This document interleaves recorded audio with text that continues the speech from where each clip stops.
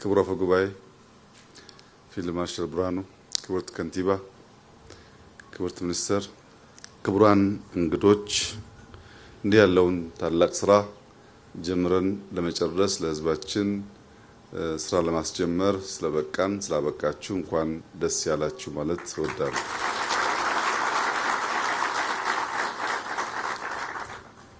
በኢትዮጵያ የጤና ፖሊሲ ላለፉት 10 ዓመታት ስንገለገልበት የነበረው ፖሊሲ ቅድሚያ ለመከላከል መስጠት ላይ ያተኮረ ነበር።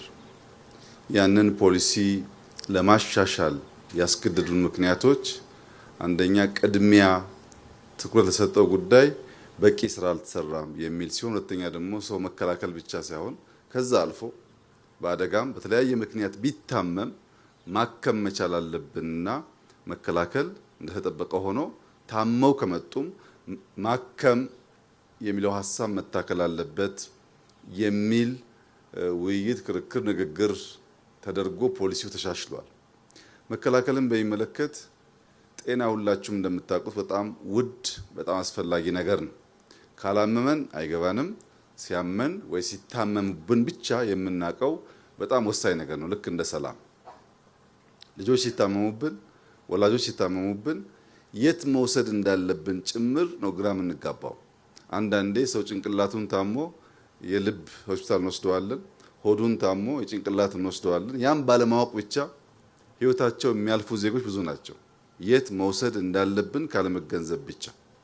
መከላከልን በሚመለከት ወንዞቻችን ቆሻሻ፣ ወኮይ የሌለበት ከተማ፣ የስፖርት እንቅስቃሴ የማይደረግበት፣ ልጆች መዋያ መስክ፣ ኳስ ሜዳ ስላልተሰራላቸው ካለ እድሜያቸው ወደ ጫት ወደ መጠጥ የሚሄዱበት፣ አዛውንቶች እግራቸውን ሊያፍታቱ ቢፈልጉ መውጫ ሰፈር የሌላቸው ከወጡም በጨለማ ምክንያት አደጋ የሚያጋጥማቸው፣ እነዚህን ጉዳይ ሳንፈታ መከላከል በተሟላ ሁኔታ ሊሳካ አይችልም።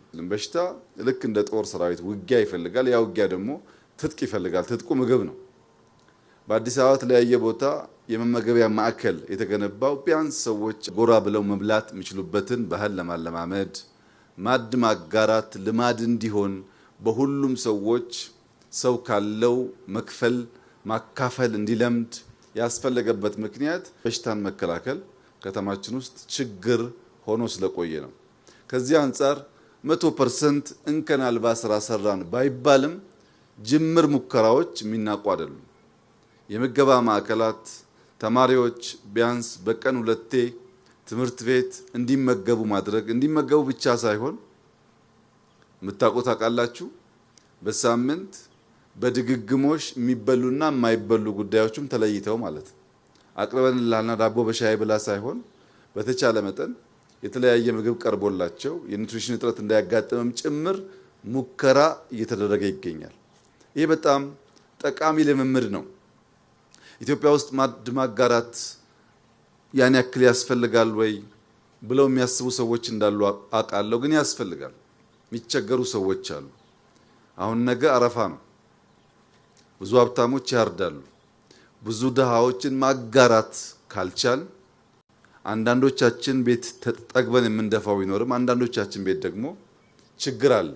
ይሄንን በተሟላ ደረጃ ኢትዮጵያ ዜጎቿን መርዳት መመገብ እስክትችል ዜጎች በትብብር መንፈስ ያንን ችግር ማለፍ መቻል ይኖርባቸዋል። ያን እያደረግን ስንሄድ የተሟላ ጤንነት ያለው ትውልድ እና ማህበረሰብ ይፈጠራል። ከዚህ አንጻር በመከላከል ብቻ ሳይሆን የታመሙ ሰዎች በማከም ጭምር አዳዲስ ኢንቨስትመንት እንስራ ባልነው መሰረት ባለፉት ጥቂት ዓመታት ሲመረቁ የነበሩ ሆስፒታሎች አሉ። ዛሬም እንዳያችሁት ቴክኖሎጂ በበቂ የተላበሰ በጣም ጥሩ ሆስፒታል ተመርቋል። በሚቀጥሉት ወራትም ይመረቁ። ለከተማ መስተዳደር ያለኝ መልእክት 2 ነው። አንደኛው ተሳክቶላችኋል። ባለፉት ጥቂት ዓመታት በሚያስደንቅ ሁኔታ ከተማውን በትምህርት፣ በስፖርት ማዘውተሪያ፣ በጤና፣ በመሰረተ ልማት፣ በኢነርጂ ሊታሰብ የማይችል ስራ ሰርታችኋል። ለዚህ የኢትዮጵያ ሕዝብ የአዲስ አበባ ከተማ ሕዝብ በሙሉ ያመሰግናችኋል።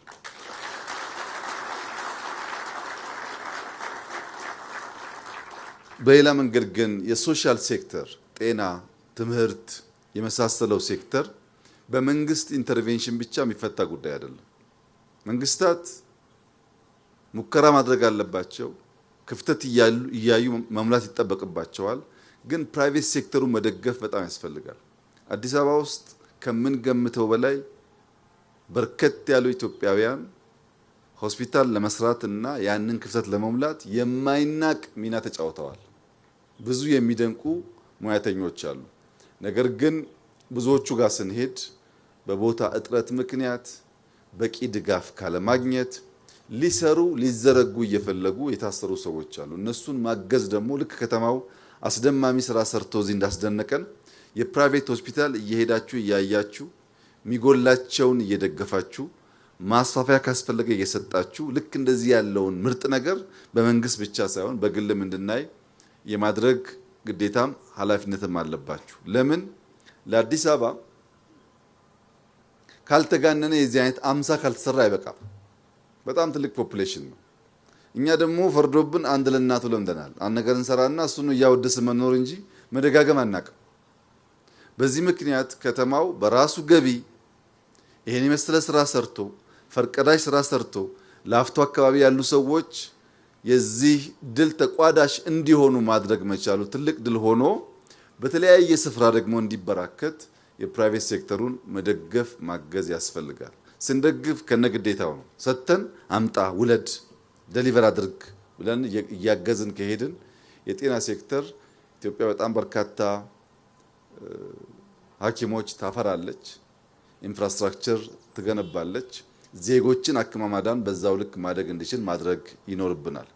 ለጤና ተቋማት ሙያተኞች፣ ለጤና ቢሮ ያለኝ መልእክት ደግሞ ዛሬ ድግስ ነው። ከዚህ ቀደም ድንጋይ ማስቀመጥ ስተት ነው፣ አናስቀምጥ ብለን እንጨርስ ማለታችን ትክክል ነው። አሁን ደግሞ መቅረት ያለበት አንድ ባህል አለ።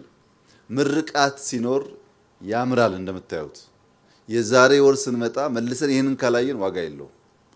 ይሄ ሆስፒታል የተመረቀው ለኛ አይደለም። ይሄ ሆስፒታል የተመረቀው ለዜጎች ነው።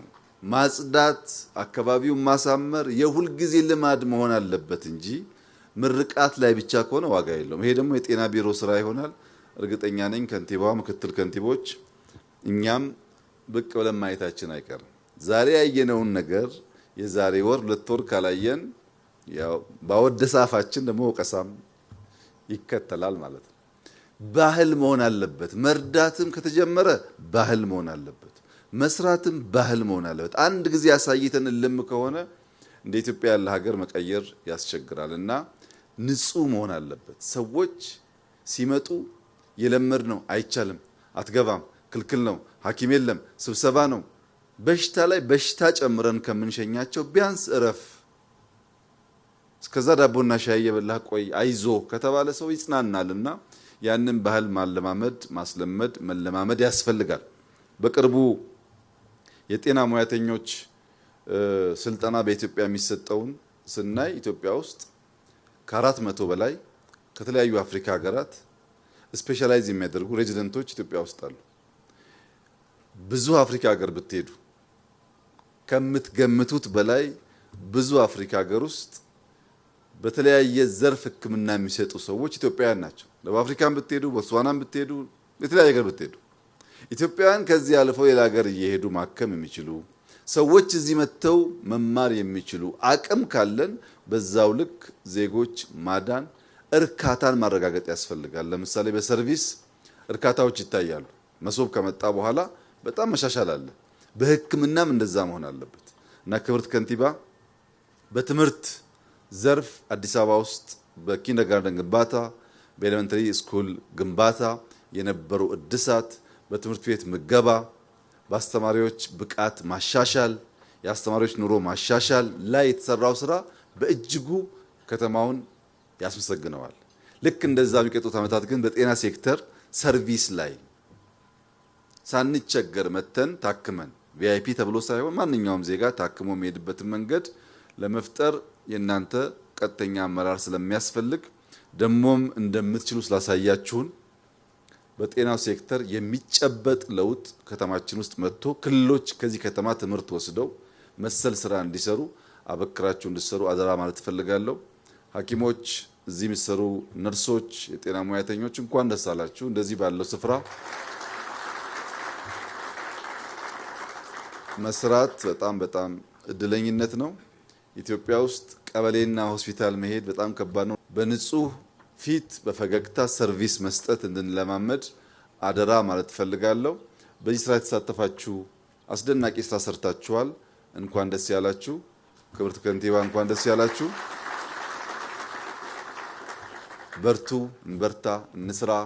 የመለወጥ ትልቅ ተስፋ ያላት ሀገር ናት። እንደምታዩት በሁሉም ሴክተር ውጤት እየመጣን ያለው ሳንኩራራ ሳንረካ ይሄኛውን ቶሎ ዛይ ረስተን አዲስ በመጀመር የምንዘረጋ ከሆነ ኢትዮጵያ ትለወጣለች። እርካታ በሽታ ነው።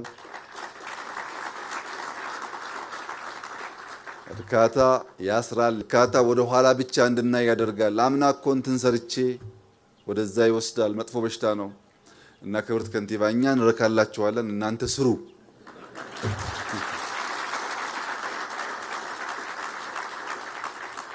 እንዳትቆሙ አደራ ለማለት ነው። ስለነበረን ጊዜ እጅግ አድርጌ ያመሰግናለሁ። እንኳን ደስ ያላችሁ፣ እንኳን ደስ ያለን። መልካም በዓል።